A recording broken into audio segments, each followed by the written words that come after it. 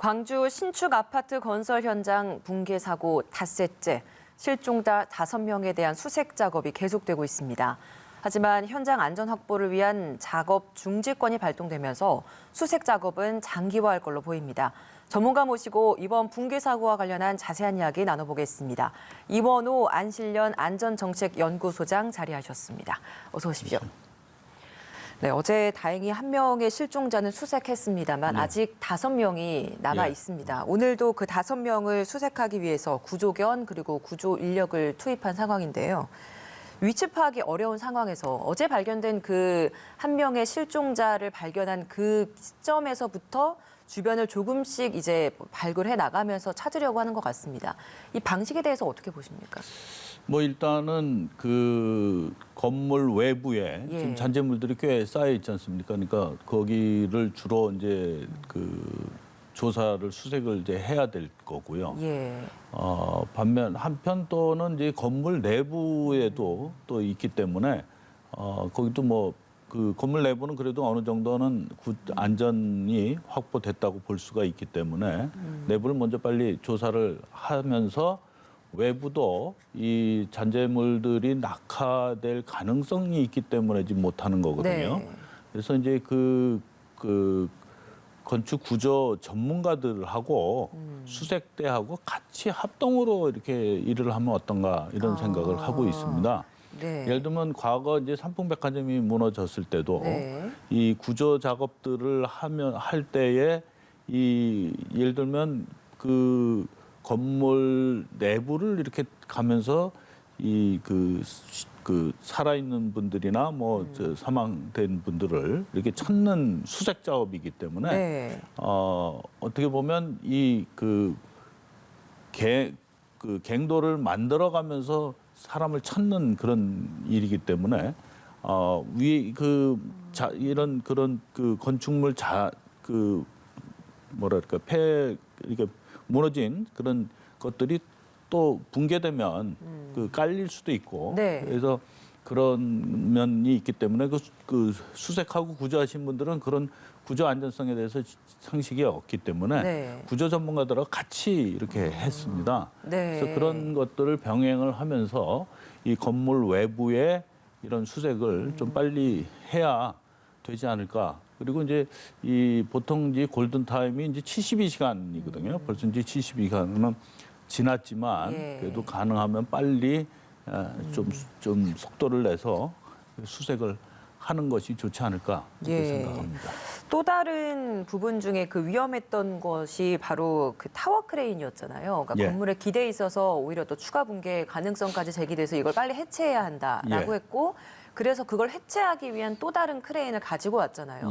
근데 이게 안전상의 이유로 중단이 된 그런 상황인데 그러면 앞으로 이 크레인 해체 작업은 어떻게 진행이 되는 거라고 저희가 이해를 하면 되는 겁니까? 일단은 뭐 지금 그 현장에 1,200톤 크레인이 들어와서 지금 조립 중이라고 이제 듣고 있습니다만 원래는 이제 한 대 가지고 가능하다라고 이제 얘기들을 하셨던 것 같아요. 근데 이제 지금 그 작업 중지권, 뭐 근로자 작업 중지권을 발동을 하고 작업 방식을 뭐 바꿨다고 그러는데 그래서 일단은 뭐 오늘 조립하는 걸 보고 내일 뭐 가능하면 할 것 같기도 하고요. 만약에 안 되면 다른 뭐 한두 대가 더 들어와서 뭐 이렇게 좀 늦춰질 수도 있겠지만 가능하면 뭐 그 붕괴가 추가적인 붕괴는 일어나지 않을 거라고 볼 수도 있겠지만 어쨌든 일어나서는 안 될 거고요. 그렇게 해서 가능하면 좀 신속하게 구조도 하고 뭐 안전 조치를 취해야 되지 않나 이렇게 생각합니다. 타워 크레인 지금 중지된 부분이 한 대로 소화가 불가능하기 때문에 작업이 중지되고 다른 한 대를 더 가져오기 위한 그런 중지 상황인 건가요? 그러면? 뭐 그렇게 듣고 있습니다. 원래는 이제 한 대 가지고 1,200톤 크레인 한 대 가지고 이제 지금 문제가 된 그 타워 크레인을 철거를 할 계획이었는데 한 대 가지고는 좀 힘들겠다라는 판단을 또 하신 모양인 것 같고요. 그래서 이제 추가에 몇 대가 더 들어올는지는 모르겠지만 뭐 추가적인 거를 기다리는 그런 상황이 아닌가. 그런데 이제 일단 지금 조립을 하고 있으니까 조립한 걸 보고 또 내일에 또 기상 상태라든지 뭐 이런 거에 따라서 뭐 또 원래 계획대로 갈 수 있을 수도 있지 않을까 뭐 이렇게 알겠습니다. 생각합니다. 예. 현재 그 외벽만 간신히 남아있는 상층부 상태도 굉장히 불안정합니다. 15개 지점을 계측을 해봤더니 최대 변이가 9mm 가량 발생했다. 예. 이렇게 수치로 좀 본다면 시청자분들은 잘 이해가 안 갈 것 가겠죠. 같아서요. 예. 좀 알기 쉽게 어느 정도의 안전성인 건지를 좀 설명해 주시면 좋을 것 같아요. 그 무너진 데 부분이 대략 한 50m쯤 될 겁니다. 네. 그러니까 이게 층고가 한 3m씩 해서 16층이 이렇게 무너져서 그래서 한 48m에서 한 50m에 이건 이제 그 최대 변이가 9mm를 그냥 10mm라고 생각을 하면 네네. 그러면 대략 한 5,000분의 1 정도라 그렇게 큰 뭐 변이가 크다라고 볼 수는 없고요. 네. 또 하나는 뭐 너무 걱정 안 하셔도 될 게 이제 그 지금 남아 있는 벽체에 층층이 이제 철근하고 슬라브들이 다 이렇게 묶여 있었지 않았습니까? 그렇죠. 막 골격 철골이 예, 막 다 무너져 그래서 있는 이제 게 밑으로 보였죠. 휘어져 떨어지면서 그러면 이 벽체를 이걸 잡아 당긴 겁니다. 이제 이 슬라브가 빠졌을 때는 당기면서 떨어지고 또 당기면서 떨어지고 할 때 이 벽체는 살아남은 거거든요. 네. 그래서 웬만한 힘이 와서 불면은 모를까 네네. 상당히 튼튼하게 버티고 있을 거라고 봐야 될 거고요. 예를 들면 이제 삼풍백화점 때 이 무너졌을 때 이 외벽 코어가 한쪽에 이제 남아 있었거든요. 네. 그래서 그때 뭐 태풍도 올라오고 뭐 이래서 이게 넘어간다 안 넘어간다 꽤 설왕설래 했는데 네네. 뭐 전혀 문제가 없이 이렇게 한 것처럼 지금 저 벽체도 꽤 튼튼하게 있을 거라고 한 생각이 들고요. 그렇게 다만- 위험한 상태는 아닐 아니다. 것이다. 예, 다만 계측은 좀 여러 군데를 해서 네네. 주기적으로 뭐 지금 30분 간격인가 뭐 이렇게 하신다 그러는데 그거를 계속적으로 계측을 해야 될 거고 다만 이 기준점이 제대로 잡혀 있는지 예를 들면 그 어느 처음에 이제 원점을 잡아놓고 해서 이게 그 기준점 대비 얼마만큼 흔들렸다라고 생각을 이게 계측이 돼야 되는데 그렇죠. 그래서 그런 원칙만 잘 지켜가면서 주기적으로 잘 계측을 하고 그때에 모니터링을 하면서 이 판단을 내리면 될 겁니다. 그러니까 예. 그 처음 그 기준점을 정해놓고 그것에 비해 어느 정도 변화가 변화니까. 되는지를 측정을 예. 해야 되는데 지금 상태로 봐서는 예. 그렇게 큰 위험성은 없다. 없을 그래서 것이다. 상층부 수색 작업이나 이런 예. 것들을 해도 예. 크게 문제는 일단은 없는 없습니다. 상태라고 좀 본다라는 말씀이신 거네요. 그렇게 봐야 되겠습니다. 알겠습니다. 경찰이 이 원인 파악을 하고 이제 책임 소재를 따지기 위해서 사고 현장 사무소도 압수수색을 하고 작업 일지 그리고 감리 일지를 확보해서 분석을 하고 있습니다. 콘크리트 타설 현장에 보통 감리를 두는데 타설 작업을 하던 그 도중에 지금 이렇게 사고가 이날 발생하지 났죠. 않았습니까? 예. 타설을 할 때 감리가 그 현장 장소에 있어야 되는데 1층 사무소에 있었다. 이런 사실도 밝혀졌어요. 그러니까 이 부분에 있어서는 관리 소홀로 판단을 할 수 있는 부분인 겁니까? 그렇다고 봐야 되겠죠. 일단 뭐 그 감리가 타설하기 전에 철근 배근 상태랑 뭐 이런 것도 다 조사를 뭐 그건 했었을 거라고 보고는 네. 있습니다. 보고 타설하는 그런 것도 좀 보고 뭐 이렇게 했었어야 되는데 없었다니까 뭐 그렇고요. 일단 저는 뭐 그게 궁금해요. 네, 네. 어쨌든 현장에 있기는 했잖아요. 네. 그 건설 현장에. 네. 그런데 그 장소에 있지 않았고 네. 사무소에 있었다, 네. 1층에 있었다라고 하는 게 이 건설 현장에서 통상적으로 있는 현상인 건지 아니면 이번에 있었던 소홀한 그런 부분의 문제였는지 이건 어떻습니까? 거기까지는 뭐 제가 뭐라고 말씀을 드리기는 조금 어렵습니다만 예. 대개 이제 그 현장에서 그 감리자가 하시는 분 뭐 역할이 뭐 그런 가서 이렇게 제대로 하나 뭐 이런 거를 사전에 해야죠. 검토도 사전에 이제 철근 배건돼 있는 상태를 점검을 하고 그다음에 이제 콘크리트 타설하는 것도 보고 뭐 그런 절차를 해가면서 또 자기도 이제 뭐 보고서 현장 사무실 일도 좀 해야 될 겁니다. 그래서 그런 것들이 있다가 보니까 일부 조금 미리 내려가서 뭐 이런 것도 있을 수는 있지만 네. 원래는 제대로 원칙대로 했었어야 함이 옳았었겠죠. 예. 무슨 말씀인지 알겠습니다.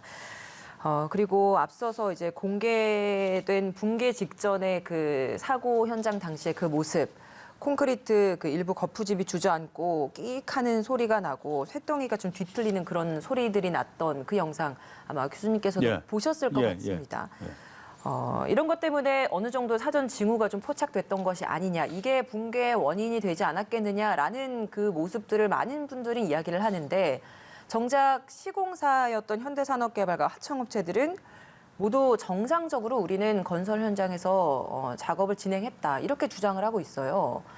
그 모습을 보셨던 교수님과 지금 이렇게 시공사 이런 주장 두 가지를 다 같이 들은 상황에서 어떻게 좀 판단을 하시는지도 궁금합니다.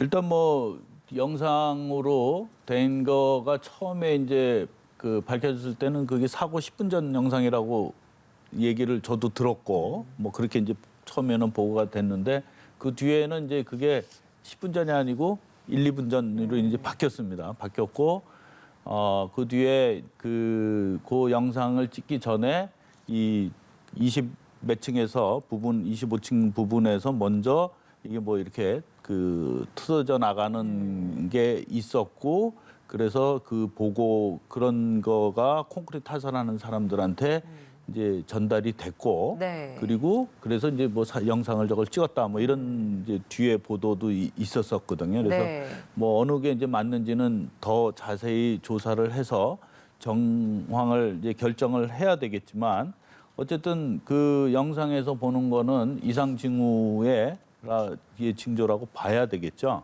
봐야 될 거고 이 그 파괴 붕괴가 일어나기 바로 그 뭐 1, 2분 전에 시점의 영상이기 때문에 네.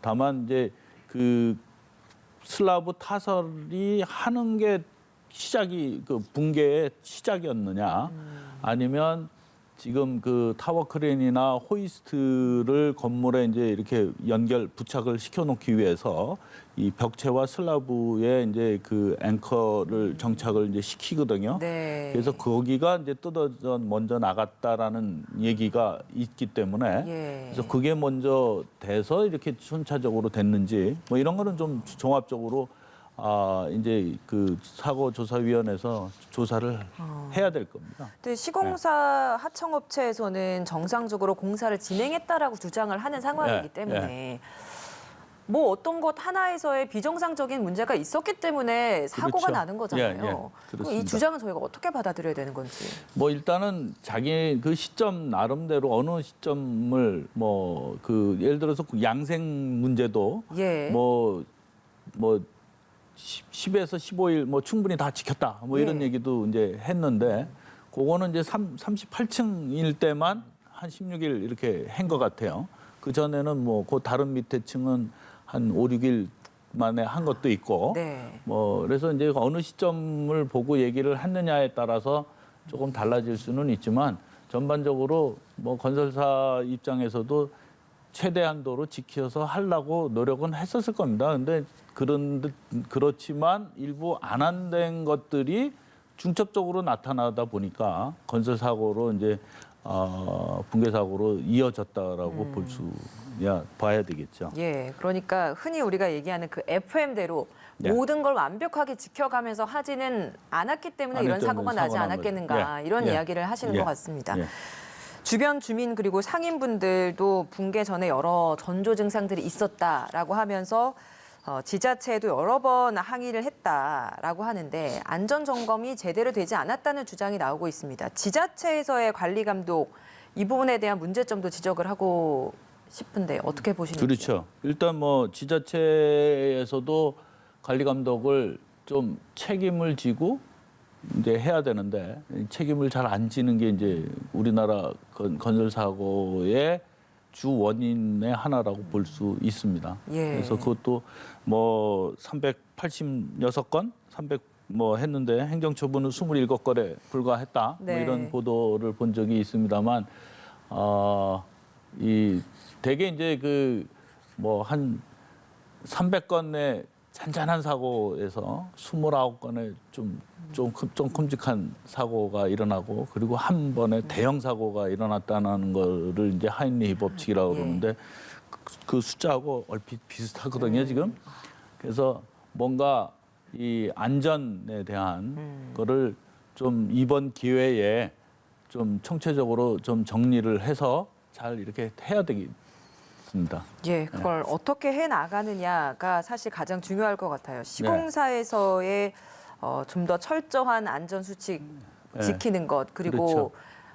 지자체에서의 관리 감독 철저히 하는 것, 이 부분도 필요한데 전반적인 구조적인 문제에 대한 개선조차도 필요할 것 같아요. 사실 이 건설 현장에서의 안전에 대해서 지키고자 새롭게 도입된 게 중대재해처벌법인데 그렇죠. 이게 시행되기 거의 직전에 예. 이렇게 일이 또 예. 터졌잖아요. 과연 시행된다고 해서 뭐가 얼만큼 달라질까라는 건 이미 이제 걱정을 하는 분들이 많습니다. 많습니다. 예. 구조적인 문제 어떤 부분이 개선돼야 된다고 보세요? 일단 이제 건설 현장의 그런 안전 규정이 제대로 이게 잘 확인하고 잘 시정도 되고 뭐 이렇게 해서 가야 되는데 그게 잘 안 되고 있는 거거든요. 그래서 이 건설안전특별법이라는 거를 지금 국회에 계류 중인 거로 알고 있습니다만 그게 이제 빨리 제정이 되고 그리고 또 이 정부가 보면 이제 건설 현장 인명 사고가 발생할 때마다 이 사망 사고 예방 대책을 여러 차례 발표를 해왔거든요. 그래서 이 현실은 이제 서류상의 계획은 이제 수립되어 있는데 실제로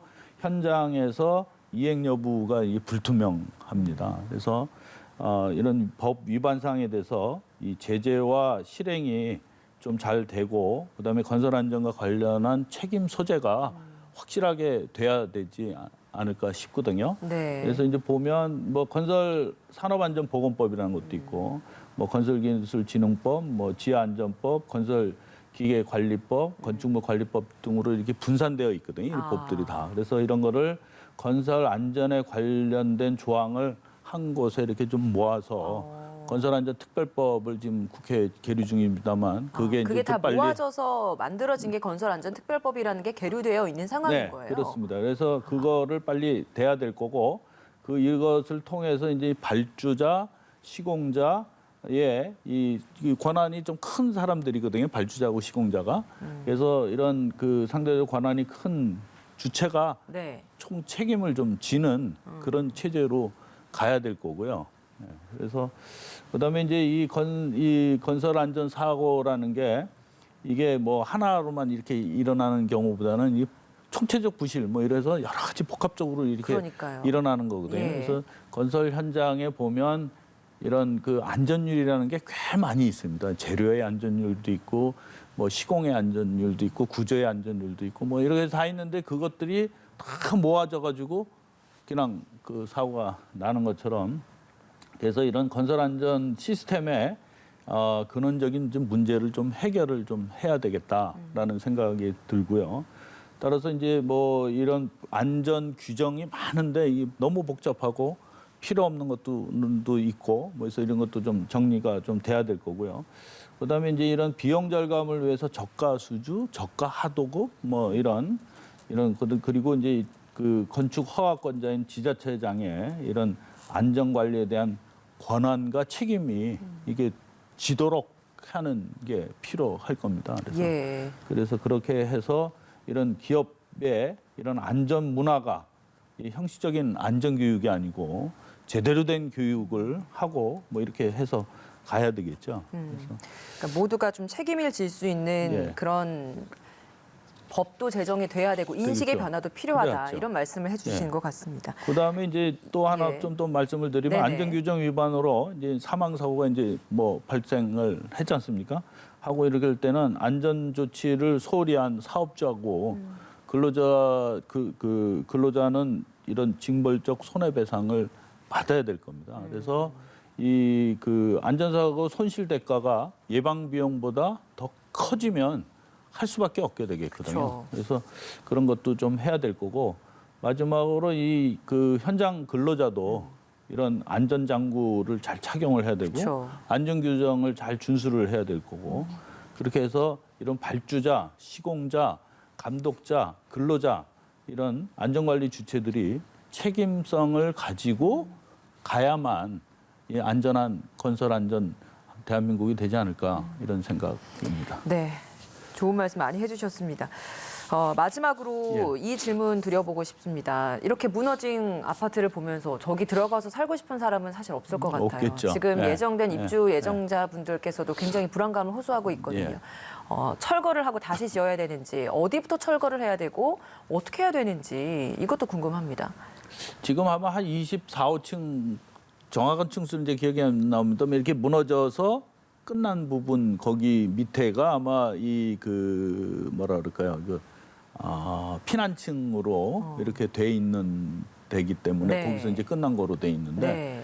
그 이 위에 있는 부분은 이제 일부 이제 파손돼 있는 부분은 이제 털어내고 외벽에 남아 있는 벽체는 이제 없애야 되겠지만 그 뒤에 있는 것들도 다 구조적으로 한번 안전 점검을 제대로 정밀 안전 진단을 해서 구조 안전성에 큰 문제가 없다 그러면 뭐 보수 보강 차원으로 가도 되지 않겠나. 근데 이제 뭐 구조 안전성이 안 된다 그러면 뭐 전층을 허물고 다시 져야 되긴 하겠지만 구조 안전성이 확보만 된다면 굳이 그렇게 할 필요가 있나 싶은 생각이죠. 근데 이제 입주민들의 생각하고 뭐 이거는 또 좀 다른 차원이겠습니다만 어쨌든 건축 구조를 점검하는 입장으로서 그거는 낭비다라고 볼 수가 있습니다.